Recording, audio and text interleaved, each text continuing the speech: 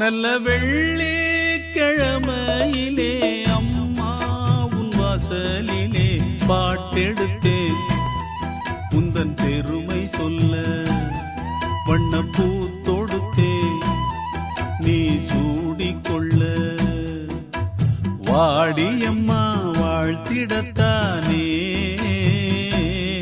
காந்தாரியம்மா உன் மகன் நானே நல்ல வெள்ளிக்கிழமையிலே